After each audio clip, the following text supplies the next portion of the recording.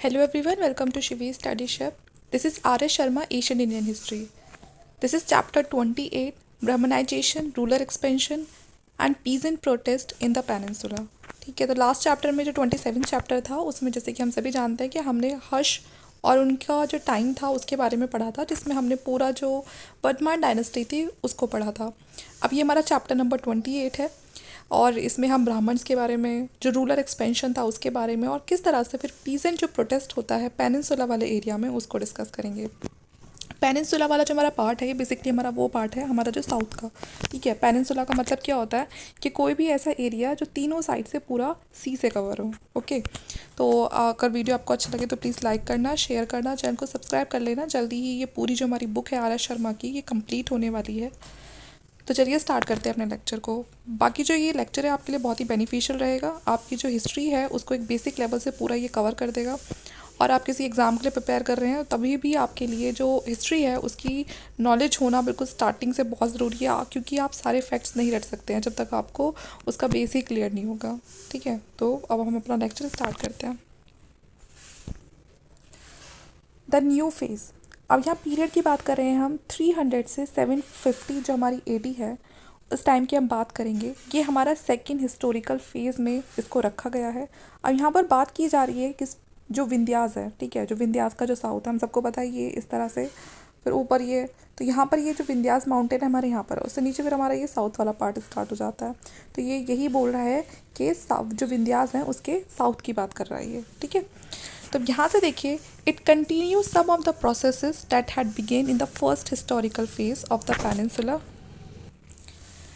तो यहाँ पर जो फर्स्ट फेज़ है वो आपको ये शो करेगा जो सतवाहना थे, ठीक है, या फिर जो उनके डिसेंडेंट थे उनके बारे में आपको यहाँ से पता चल जाएगा। जो डेक्कन वाला एरिया है, तमिल वाला एरिया है, ठीक है, तो यहाँ से जो हमारा फर्स्ट फेज़ में वो सारी बातें पता चलेंगी। लेकिन यहाँ पर हम इस जो ये लेक्चर है इसमें हम मेनली जो डिस्कस करेंगे वो होगा हमारा सेकेंड फेज़। तो देखिए इसमें होता क्या है, यहाँ पर जो ये एरिया था इसमें तमिलनाडु वाला, साउदर्न कर्नाटका, जो हमारा साउदर्न महाराष्ट्र है, या फिर गोदावरी और जो महानदी के जो बीच का वाला एरिया है, वहाँ पर बहुत सारी छोटी छोटी जो स्टेट्स हैं वो बनते हैं। ठीक है, जिनकी अपनी कोई इतनी खास पहचान नहीं थी क्योंकि वो इतने बड़े लेवल पे यहाँ पर नहीं बनते हैं, और सबके सब जो अपनी पॉलिटिकल अथॉरिटी होती है उसको जमाने की कोशिश करते हैं। ठीक है, इन सब एरिया के आसपास। लेकिन बाद में यहाँ पर जैसे कि इसमें कहा हुआ भी है कि आपको 300 से 600 के बाद यहाँ पर आपको कम से कम 2 डज़न स्टेट आपको छोटे छोटे इस एरिया में दिखाई देंगे। ठीक है, और अपने खुद के उनके जो चार्टर पास करके अपनी जो खुद की जो लैंड वगैरह है उसके थ्रू वो वहाँ पर रूल करते हैं कुछ टाइम के लिए कि इतना एरिया दे रहा, इतना दे रहा। ठीक है, इस तरह से चलता है। बट होता क्या है, जैसे ही बिगिनिंग होती है 7वीं सेंचुरी की, तो इस वाले एरिया पे 3 बड़े बड़े जो रूलर्स हैं वो निकल कर आते हैं। 3 जो मेजर स्टेट की फॉर्मेशन होती है, द पल्लवाज ऑफ काची, the Chalukyas of Badami, the Pandyas of Madurai. ठीक है, ये 3 बड़े स्टेट के तौर पे देखे जाएंगे। The first historical phase is marked by numerous craft, internal and external trade, wide spread use of coin, a large number of town. तो जो आपका पहला जो हिस्टोरिकल फेज़ है उसमें बहुत सारे आपको क्राफ्ट वर्क देखने के लिए मिलेंगे। इंटरनल और एक्सटर्नल ट्रेड भी बहुत अच्छा होता है। काफ़ी सारे जो कॉइन हैं उनका भी आपको काफ़ी अच्छा खासा जो एक्सचेंज है वो देखने के लिए मिलेगा। और इस वजह से जब कहीं भी जब ट्रेड बहुत अच्छा होता है तो वहाँ पर जो टाउन्स हैं अपने आप उनके नंबर्स भी इंक्रीज़ हो जाते हैं। Trade town coinage seem to have in the state of decline in the second phase. लेकिन जैसे ही सेकेंड फेज़ की स्टार्टिंग होगी तो यहाँ पर ट्रेड टाउन कॉइनेज सिस्टम जो है वो सब थोड़ा थोड़ा डिक्लाइन होना शुरू हो जाता है सेकेंड फेज़ में। But in that phase numerous land grants free of taxes were made to the temples and the Brahmins.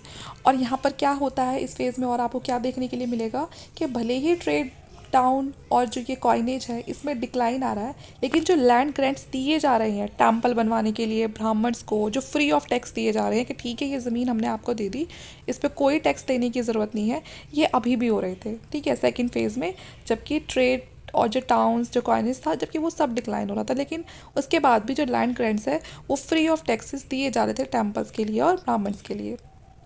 अब ये जो ग्रांट्स हैं ये कहीं ना कहीं इस बात के लिए ये क्या सजेस्ट करते हैं कि कुछ जो नए एरिया थे अब इस वजह से उन पर कल्टीवेशन होने लगा, सेटलमेंट्स होने लगी, क्योंकि जब आप टेम्पल्स बनवाने के लिए या ब्राह्मण्स को कोई भी लैंड दोगे तो कोई उसको खाली तो छोड़ेगा नहीं।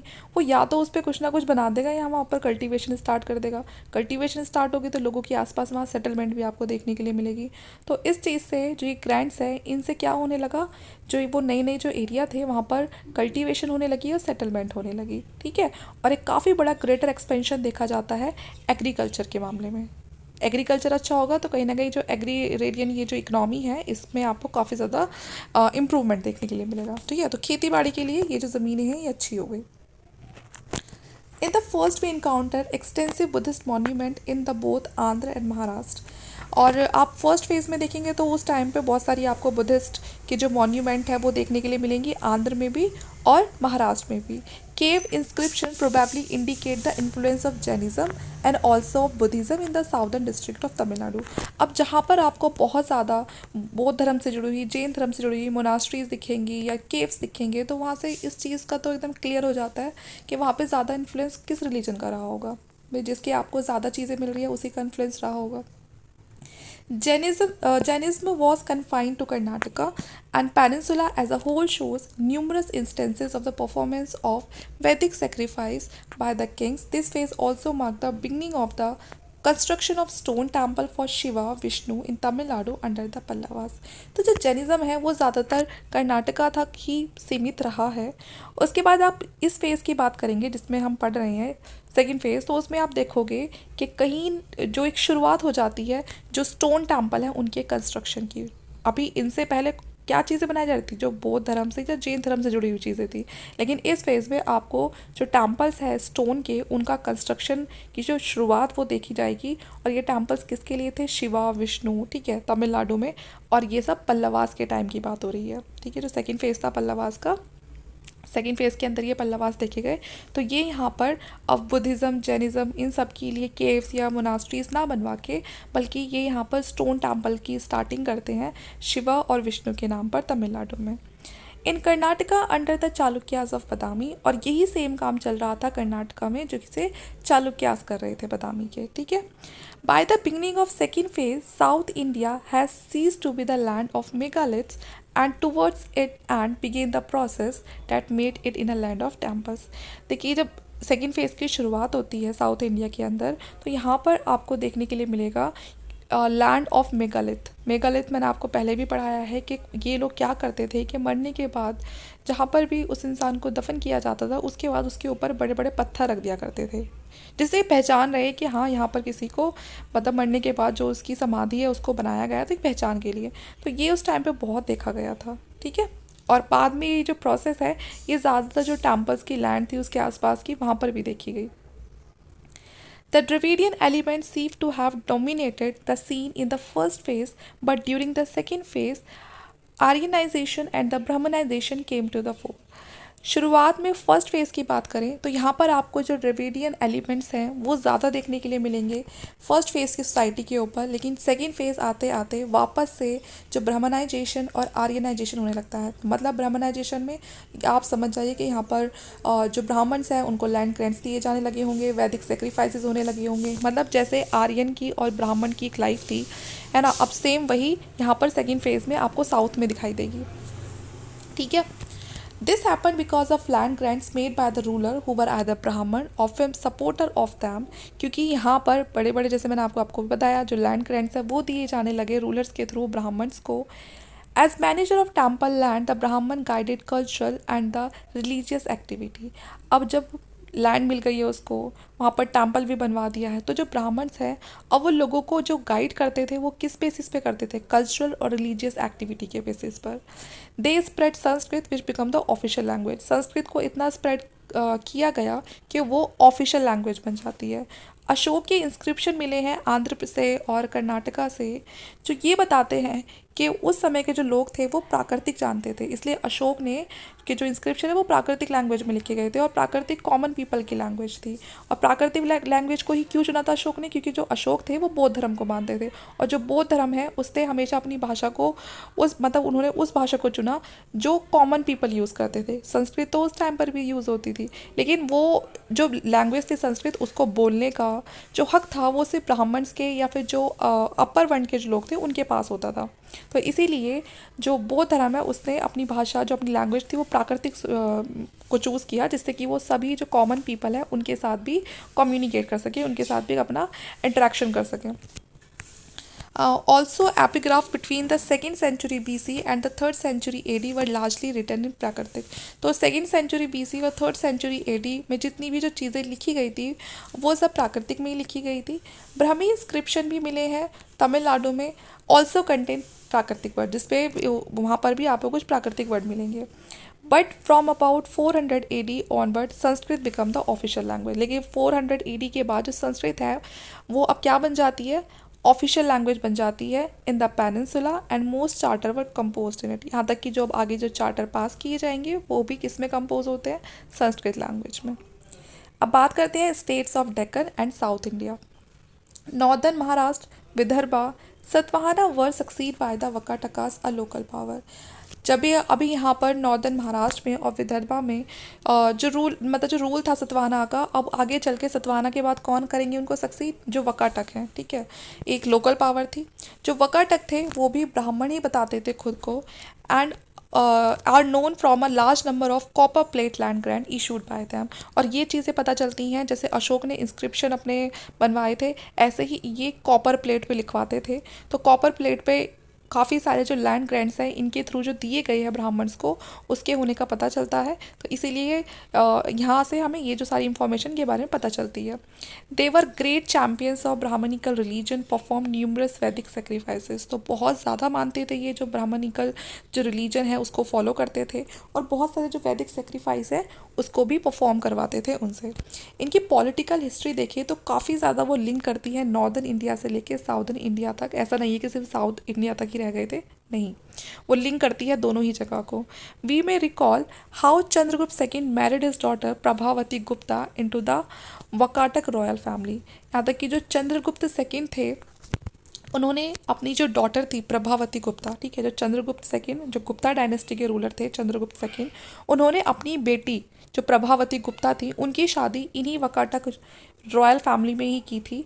With it support conquered Malwa and Gujarat from the Shaka in the last quarter of the 4th century AD. तो पहले जितनी भी शादी वगैरह होती थी वो सब किस लिए होती थी, जिससे कि वो अपने राजपाट को और बड़ा कर सके।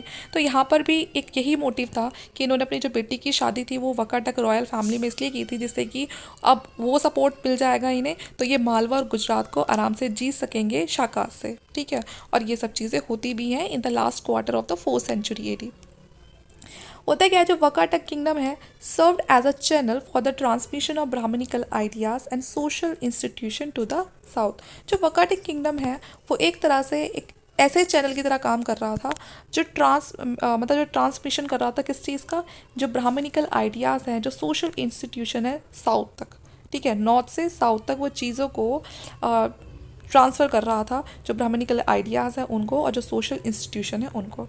जो वकाटक पावर है उसी को फॉलो करके आगे बढ़े चालुक्यास ऑफ बादामी, जिन्होंने डेक्कन और साउथ इंडिया में एक बहुत ही इंपॉर्टेंट रोल प्ले किया।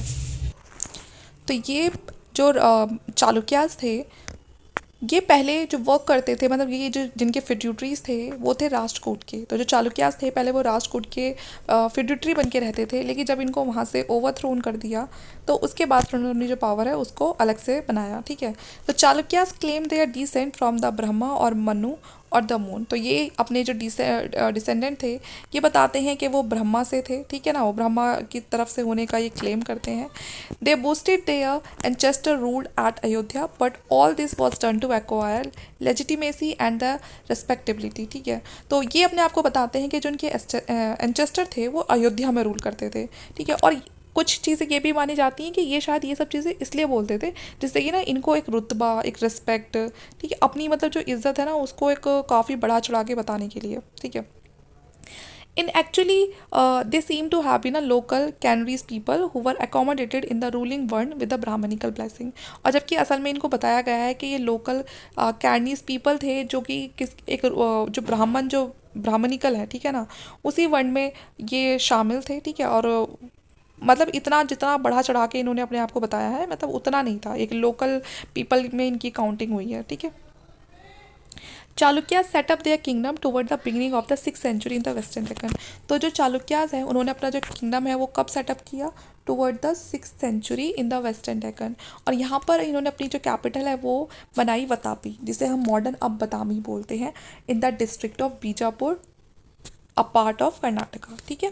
They later branched off into several independent ruling houses, but the main branch continued to rule at Vatapi for 2 centuries। उसके बाद इनकी अपनी बहुत छोटी छोटी और बहुत सारी सेवरल इंडिपेंडेंट ब्रांचेस में ये बढ़ जाता है, जो चालुक्यास होता है, ठीक है। लेकिन इनकी जो मेन ब्रांच होती है वो वतापी ही होती है, मतलब जो चालुक्यास है कहीं ना कहीं उसके छोटे छोटी ब्रांचेस बन जाती हैं काफ़ी सारी, और सब अपने आप में इंडिपेंडेंट हो जाते हैं। During this period no other power in the Deccan was important as Chalukyas of Badami. इस टाइम पर डेक्कन में इनके अलावा कोई और दूसरी पावर इतनी पावरफुल नहीं थी, until we come to Vijayanagar. जब तक विजयनगर एम्पायर नहीं आता है उससे पहले जो चालुक्यास है वही मेन पावर में रहते हैं। On the ruin of Satvahana power in the eastern part of peninsula, they aroused the Ikshvaku in the Krishna Guntur region। अब देखिए जैसे ही सतवाहना की जो पावर थी वो ईस्टर्न जो पार्ट था पेनिनसुला का वहाँ पर वीक पड़ती है, तो यहाँ सतवाहना के बाद एक और जो डायनेस्टी है वो दिखेगी आपको, वो थी इक्ष्वाकु, ठीक है। ये कृष्णा गुंतूर वाला जो रीजन है वहाँ पर मिलेगी। They seem to have been a local tribe who adopted the exalted name of the Ikshvaku in order to demonstrate the antiquity of their lineage and also claim to be Brahman. तो अपने आप को ये भी ब्राह्मण ही क्लेम करते थे, जबकि बताया जाता है कि ये एक लोकल ट्राइब थी, ठीक है। They have left behind many monuments at Nagarjunakonda and धरनीकोटा, ठीक है। तो बहुत सारी जो चीज़ें हैं वो भी ये भी छोड़ कर गए हैं। नागार्जुनकोंडा जो धरनीकोटा में काफ़ी मॉन्यूमेंट है, और इन्होंने भी सेम वही प्रैक्टिस परफॉर्म करी है जो लैंड ग्रांट्स हैं उनको देने की। Where several of their copper plate inscription have been discovered, क्योंकि इनकी भी हमें बहुत सारी जो कॉपर प्लेट जो इंस्क्रिप्शन है वो मिलती है, जिसमें हमें पता चलता है कि ये भी क्या क्या करते थे, लैंड ग्रांट्स दिया करते थे। Ikshvaku was supplanted by the Pallavas, and the term Pallavas means creeper, and the Sanskrit version of Tamil was Tondai, which also carries the same meaning, ठीक है। तो जो इक्ष्वाकु हैं ये, अब इनके बाद कौन आता है, पल्लवास आते हैं, ठीक है। और जो पल्लवास हैं उसका मतलब होता है क्रीपर, और संस्कृत वर्जन अगर हम देखें तमिल वर्ड का तो उसका मतलब होता है टोंडाई, ठीक है। जो पल्लवास है वो पॉसिबली वो भी एक लोकल ट्राइब थे, लेकिन उन्होंने भी अपनी अथॉरिटी को पूरी अच्छी तरीके से इस टोंडाई नायडू करके या फिर लैंड ऑफ क्रीपर करके पूरा जमाया। And it however took them some time to become completely civilised and acceptable, because in Tamil the word Pallavas is a synonym of the robber, ठीक है। तो यहाँ पर जो पल्लव हैं उनका यहाँ पर बताया हुआ है कि अगर हम इसका अगर दूसरे शब्द की अगर इसकी बात करें तो इसका मतलब क्या होता है, रॉबर भी होता है। The authority of Pallavas extended over both southern Andhra and northern Tamil Nadu. तो अगर हम पल्लवास की एक्सटेंशन की बात करें तो वो पूरा साउदर्न जो आंध्र है वहाँ से लेके पूरा जो नॉर्दर्न तमिलनाडु है वो पूरा एक टाइम पर पल्लवास के कंट्रोल में रहा था, ठीक है। They set up their capital in Kanchi identical with modern Kanchipuram. तो कैपिटल इनकी कांची थी, और अगर मॉडर्न टाइम की बात करें तो कांचीपुरम। और यहाँ पर आपको बहुत सारे जो टाउन ऑफ मतलब इसको जो ये बाद में फेमस हुआ जिस नाम से, तो टाउन ऑफ टेम्पल्स के नाम से, क्योंकि यहाँ पर आपको बहुत सारे टेम्पल्स मिलेंगे और अपनी वैदिक लर्निंग के लिए भी ये फेमस है, ठीक है। जो पल्लवास का रीजन था पूरा आंध्र और तमिलनाडु। जो अर्ली पल्लवास थे वो काफ़ी ज़्यादा कॉन्फ्लिक्ट में रहते हैं जो कदम्बास थे उनके, जो कदम थे उनके, and establish their control over northern Karnataka and Konkan in the 4th century. और इन्होंने जो अपनी पावर है वो कहाँ पर इस्टेब्लिश कर ली थी, जो नॉर्दर्न कर्नाटक है और जो कोंकण है, 4th सेंचुरी में पूरा एरिया अभी जो पल्लवास है उनके कंट्रोल में रहता है। They claim to be Brahman and generously rewarded their fellow caste man. अब यहाँ पर जो ये कदमास है इनका एरिया बताया है कि ये भी आगे चल के नॉर्दर्न जो कर्नाटका और जो कोंकण वाला जो एरिया है उस पर अपना कंट्रोल बना लेते हैं। और सेम ये भी यही चीज़ कहते हैं कि हम भी कहाँ से हैं, हम भी ब्राह्मण से हैं, ठीक है। और ये भी बड़े बड़े जो रिवॉर्ड है वो दिया करते थे दूसरे लोगों को। जो कदम किंगडम, देखिए मुझे सही से इसे प्रोनाउंस करना नहीं आ रहा है तो प्लीज़ आप स्पेलिंग पे ज़्यादा ध्यान दीजिएगा, और आप जैसे इसे प्रोनाउंस करते हैं आप उसी तरह कीजिएगा, ठीक है। तो यहाँ पर जो ये किंगडम है इसके फाउंडर थे मयूर शर्मन, ठीक है। It is said that he came to receive education at Kanchi. तो यहाँ पर ये जो मयूर शर्मन है इन्होंने जो इनका एजुकेशन है ये सारा कांची से ही लिया, ठीक है। And smarting under this the Kadam chief setup his camp in a forest. तो जब ये अपना एजुकेशन के लिए ये कांची आते हैं, जो कदम किंगडम के जो ये फाउंडर है मयूर शर्मन, तो इनको ना यहाँ से भगा दिया जाता है कांची से, ठीक है। इनको इनका जो एजुकेशन है वो पूरा नहीं करने दिया जाता है। और जब इनको इनका एजुकेशन पूरा नहीं करने दिया जाता है और यहाँ से इनको भगा दिया जाता है, तो इनको बड़ा इंसल्टिंग फील होता है। और इसी वजह से ये जो कदम जो चीफ होते हैं, ये अपना कैंप फॉरेस्ट में बना लेते हैं और यहाँ पर ये डिफीट करते हैं पल्लवास को। ये पल्लवास का ही तो कांची था जहाँ से इनको भगाया था, and possibly with the help of the forest tribe. और ये सब काम इन्होंने किसकी हेल्प से किया था? फॉरेस्ट में जो ट्राइब्स थी उनकी हेल्प से।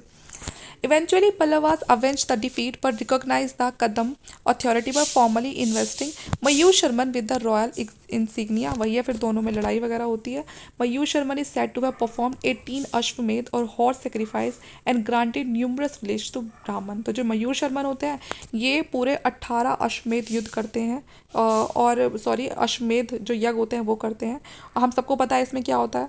And granted numerous village to Brahman, और बहुत सारे जो विलेजेस हैं वो किसको दे देते हैं? ब्राह्मण्स को दे देते हैं। और अपनी जो कैपिटल है वो कहाँ पर बनाते हैं? विजयंती, ठीक है, जो कहाँ पर है? In the north Canara district of Karnataka. ये हमने पढ़ लिया जो कदम है उनके बारे में। गंगा दूसरा एक इम्पॉर्टेंट कंटेम्पररी डायनेस्टी थी गंगास, और ये भी पल्लवास की ही डायनेस्टी थी। They established their kingdom in the south Karnataka around the 4th century है। तो जो ये गंगा डायनेस्टी थी ये कहाँ पर रूल कर रही थी? साउदर्न कर्नाटका में 4th सेंचुरी में। And the kingdom was situated between that of the Pallavas in the east and of the Kadambas in the waste.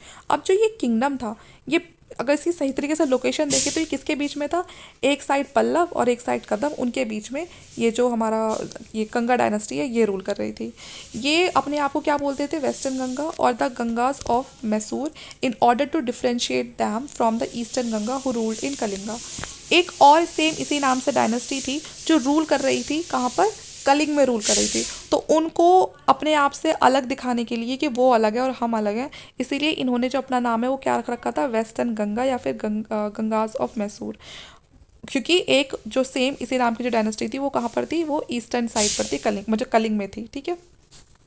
For most of the rain the western Ganga व ट्रिब्यूटरीज ऑफ द पल्लवास। तो जो ये western Ganga थे वाले जो dynasty थी ये एक टाइम पे फिड्यूटरी रही है किसकी? पल्लवास की फिड्यूटरीज रही है ये, ठीक है। And their earliest capital was located at Kolar which given its gold mine and may have help the rise of the dynasty. इनकी जो पहली जो कैपिटल थी गंगा डायनेस्टी की वो कोलार थी, और यहाँ पर गोल्ड माइंस हुआ करती थी, और ये गोल्ड माइंस ही इनकी हेल्प करती है इस डायनेस्टी को रेस करने में, ठीक है। Western Ganga made land grant mostly to the Jain. तो जो ये वेस्टर्न गंगा में रहने वाले जो लोग थे इन्होंने जो लैंड ग्रैंड्स दिए हैं वो ज़्यादा जैन को दिए हैं, और जो कदम हैं उन्होंने भी अपने लैंड ग्रैंड्स जैन वगैरह को भी दिए हैं। लेकिन ये साथ में जो ब्राह्मण हैं ये उनको भी फेवर करते थे। जो पल्लवास हैं for their part granted numerous villages free of taxes largely to the Brahman. लेकिन जो पल्लवास है उन्होंने जो ज़्यादातर जो लैंड ग्रैंड्स दिए हैं फ्री में, टैक्स फ्री, वो दिए हैं ब्राह्मण को, ठीक है। We have as many as 16 land charters of the early Pallavas and few which seem to be earlier are written on stone on the प्राकृतिक, but most of them were recorded on a copper plate in Sanskrit. तो हमें बहुत सारे जो पल्लवास हैं उनके charter मिलते हैं जो स्टोन पर लिखे गए थे, उनमें से कुछ प्राकृतिक में हैं, लेकिन ज़्यादातर जो मिले हैं वो संस्कृत लैंग्वेज में मिले हैं और कॉपर प्लेट के ऊपर मिले हैं लिखे हुए, ठीक है। जो विलेज है वो ब्राह्मण्स को दिए जाते थे जो सारे टैक्सेस से फ्री होते थे, ठीक है। And this employed that these were collected from the cultivators by the Brahman for their personal use and profit. और ये जो लैंड ग्रैंड्स इनको दिए जाते थे ये जो ब्राह्मण्स हैं ये इस पर कल्टिवेशन वगैरह कराते थे और सिर्फ अपने पर्सनल यूज़ और प्रॉफिट के लिए। As many as 18 types of immunities were granted to Brahmans in the Pallavas grant of the 4th century. इसके अलावा पूरे 18 टाइप्स की कुछ और जो इम्यूनिटीज़ थी वो ब्राह्मण्स को दी जाती थी पल्लवास के टाइम पे। They were empowered to enjoy the fruits of land so granted and exempted from the payment of land tax. तो बहुत ही अच्छी इनकी लाइफ चल रही थी क्योंकि इनको किसी भी तरीके से किसी भी लैंड ग्रांट का कोई भी टैक्स देना नहीं पड़ रहा था, किसी भी तरह की कोई पेमेंट नहीं जा रही थी। From the supply of force labour, from supply of provision to royal officers living in the town and free from the interference of the royal agent and the constabulary. तो आप खुद देख रहे हैं कितनी बढ़िया इनकी लाइफ बीत रही है। The Pallavas and the Kadam Chalukyas of Badami and their other contemporaries were great champion of Vedic sacrifices. इन सब में जितनी भी डायनेस्टी हमने पढ़ी इन सब में एक चीज़ कॉमन थी कि ये सभी के सभी बहुत ज़्यादा जो वैदिक सेक्रीफाइसेस हैं उसमें बिलीव करते थे, उसको करते भी थे। ये अश्वमेध युद्ध कर सेक्रीफाइस करते थे, वाजपेयी यज्ञ वगैरह करते थे, ठीक है, जिससे जो उनकी पोजीशन है, अपनी पोजीशन को इन्हेंस करने के लिए, अपने प्रेस्टीज को दिखाने के लिए। और इससे क्या होता था उस समय, जो प्रिस्ट वगैरह होते थे उनकी इनकम अच्छी खासी हो जाती थी, क्योंकि ये वैदिक सेक्रीफाइसर करते कौन थे, ये प्रिस्ट ही तो करते थे। Brahmans therefore emerged as important class, और इसीलिए जो ब्राह्मण है ये एक बहुत ही इंपॉर्टेंट क्लास बन के यहाँ से उभरती है। at the expense of peasantry from whom they collected their duties directly, and they also received as gift as a substantial portion of the tax collected by the king from his subject। अब यहाँ पर जो king है वो इनको बड़े बड़े gift वगैरह दिया करते थे। अब ये जो किंग के पास गिफ्ट है ये कहाँ से आ रहे हैं, ये कहाँ से आ रहे हैं, ये पीजेंट से। अब जो किसान है वो बेचारा पूरी मेहनत कर रहा है, फिर वो जो भी उसकी फसल हो रही है उसका जो कुछ प्रोड्यूस है वो किंग को दे रहा है, और किंग उस प्रोड्यूस को किसको दे रहा है, इन ब्राह्मण्स को दे रहा है, क्योंकि वो उनके लिए सेक्रीफाइसेस करते थे, वैदिक सेक्रीफाइस करते थे। कालभरा रिवॉल्ट। अब इस रिवॉल्ट को देखते हैं, जो कालभरा रिवॉल्ट थी ये, तो ये किस बीच में हुई थी, 300 एडी से 750 एडी के बीच में। और ये जो टाइम है बड़ा इंपॉर्टेंट रहा है, क्योंकि यहाँ पर आपको देखेंगे कि काफ़ी ज़्यादा स्टेट फॉर्मेशन देखी गई है, और एग्रीगेरियन जो एक्सपेंशन था पेनिनसुला में वो देखा गया है कि एग्रीकल्चर बहुत बड़ा, साथ में स्टेट फॉर्मेशन भी हुई। बहुत ही इसके बारे में जानकारी है कि जो बिल्कुल पेनिनसुला की जो बिल्कुल टिप थी, जो ये वाला पार्ट था, आखिर यहाँ पर क्या हुआ इस टाइम पे, जब चोला, चेरा और जो पांड्या है वो डायनेस्टी का एंड हो जाता है, तो उसके बाद ये वाला जो एरिया है यहाँ पर क्या हुआ होगा। यहाँ पर अगर कुछ ज़्यादा इम्पॉर्टेंट एक इवेंट होता है तो वो होता है रिवॉल्ट, ठीक है, और ये रिवॉल्ट होता है 6th सेंचुरी में, जिसे कहा गया है तो कालभरा रिवॉल्ट। अब देखिए, ये जो कालभरा था ये कोई और नहीं बल्कि ये ट्राइबल पीपल थे, जिन्होंने सारी पावर को कैप्चर कर लिया था, जैसे ही जो चोलाज है उनका रूल होता है एंड। इनका जो रूल है, ठीक है, मतलब ये जो इस रिवॉल्ट के जो लोग थे, ये जो कालभरास थे, ये बहुत ज़्यादा जो पल्लवास है, और पल्लवास के साथ जो दूसरी और छोटी छोटी जो नेबरिंग जो डायनेस्टीज़ थी उस समय जो रूल कर रही थी, उन सब पर बड़े भारी पड़ रहे थे। इनको एविल रूलर्स कहा जाता था, और ये जो किंग्स हैं उनको हटा के ये खुद वहाँ पर सेटअप हो जाते थे कि ठीक है, इसको हटा दिया तो खुद यहाँ पर सेटअप हो गए। इस तरह से अपनी जो पावर है उसको बढ़ाते रहते थे। इन्होंने जो अपनी होल्ड है वो तमिलनाडु पर भी कर लिया था। जो कालभरा रिवॉल्ट है वो काफ़ी एक पावरफुल पीजेंट प्रोटेस्ट था, और ये किसके खिलाफ था, ये उस लैंड के खिलाफ था जो ब्राह्मण्स को दी जाती थी। तो मतलब जो ये कालभरा रिवॉल्ट है तो ये एक पीजेंट प्रोटेस्ट है, तो मतलब ये जो कालभरा हैं ये कौन होंगे, ये पीजेंट ही होंगे। और ये इस चीज़ के खिलाफ थे, जो लैंड ब्राह्मण्स को दी जा रही थी वो भी बिना किसी टैक्स के, ऐसे ही फ्री में। तो इस बात पर इन लोगों ने एक बहुत ही ज़्यादा एक तगड़ा ये जो प्रोटेस्ट है इसको स्टार्ट किया था, ठीक है। और ये चाहते थे कि जो ये ब्रह्मदेया यहाँ पर क्या है, जो लैंड ब्राह्मण्स को दी जाती है, ये जो ट्रेडिशन है, ठीक है, ये पूरी तरह से ख़त्म कर दिया जाए कि जो ब्राह्मण्स को लैंड दी जाती है, बहुत सारे जो एक गाँव दान में दे दिए जाते हैं, ये चीज़ें ना हो। ऐसा कहा जाता है कि जो कलभरास थे ये बुद्धिस्ट को मानते थे, बुद्धिज़्म को मानते थे ये, ठीक है, ये बुद्धिस्ट मोनास्ट्रीज के पेट्रोनाइज थे, ये उनको सेविंग्स वगैरह अपनी दिया करते थे या उनके संरक्षण थे। जो कालभरा रिवॉल्ट है वो बहुत ज़्यादा फैल जाती है। Only through the joint efforts of Pandyas, Pallavas and Chalukyas of Badami, by the last quarter of the 6th century, according to tradition, कालभरास had imprisoned the Chola, Pandya and Chera king। एक time पर ऐसा भी आता है कि जो कालभरास होते हैं, कुछ ट्रेडिशन के अकॉर्डिंग ऐसा बताया गया है कि 6th सेंचुरी के आसपास जो कालभरास थे उन्होंने चोला, पांड्या, चेरा को अपने मतलब जेल में डाल दिया था, उनको उसमें डाल दिया था, उनको बंद कर लिया था, प्रिजन कर लिया था। लेकिन यहाँ पर बाद में क्या होता है, पांड्यास, पल्लवास, ठीक है, चालुक्याज ऑफ बदामी, ये सब साथ में जुड़ जाते हैं, और जब जाके इस जो कालभरास की जो रिवॉल्ट है इसको कुछ हद तक इसको सप्रेस करते हैं। और इस तरह से जो ये रिवॉल्ट है ये कुछ टाइम के लिए मतलब ये थोड़ा ढीली पड़ जाती है, जो क्योंकि यहाँ पर ये जो लोग थे इन्होंने बिल्कुल इनके लिए कोई ना कोई मुसीबत खड़ी करते ही रहते थे।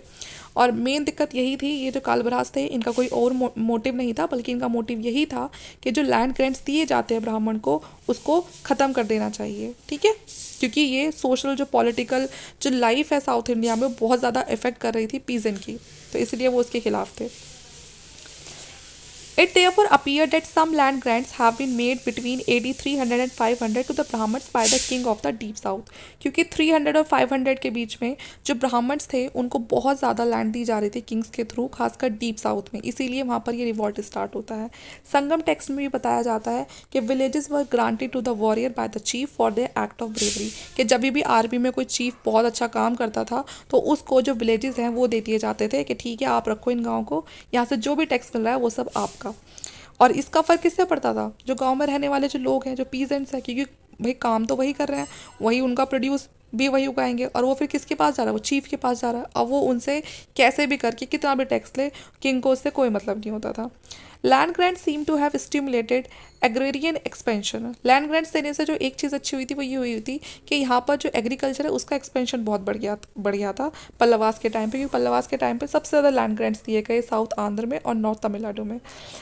लेकिन ये चीज़ें फिर ख़त्म हो जाती है कुछ टाइम बाद, जब जो पीजेंट्स हैं वो बहुत ज़्यादा इससे अफेक्ट होते हैं, तो कुछ टाइम के लिए जो चीज़ें बंद हो जाती है। तो ये मैंने आपको बता दिया, जो कालभरा रिवॉल्ट है ये कहाँ पर हुआ था, डीप साउथ में हुआ था। मेन रीज़न इसका यही था कि जो ब्रह्मदया जो राइट है वो ब्राह्मण से ले लेना चाहिए, उन्हें किसी भी तरह से जो फ्री लैंड ग्रांट्स है वो नहीं देने चाहिए, क्योंकि उसका असर सीधा किस पे पड़ रहा है, पीजेंट की लाइफ पे पड़ रहा है। ठीक है, तो ये हमारा पार्ट फर्स्ट हो गया इतना, बाकी जो मैं वो पार्ट सेकंड बना के मैं पूरा कवर कर दूंगी ये वाला चैप्टर, वरना ये देखने में बहुत ज़्यादा लंबा हो जाएगा, आप भी बोर हो जाओगे। जो नेक्स्ट टॉपिक होगा हमारा वो होगा conflict between the Pallavas and the Chalukyas. ठीक है, इस लेक्चर के लिए इतना ही। वीडियो अच्छी लगी तो प्लीज़ लाइक करना, शेयर करना, चैनल को सब्सक्राइब कर लेना। ठीक है, थैंक यू।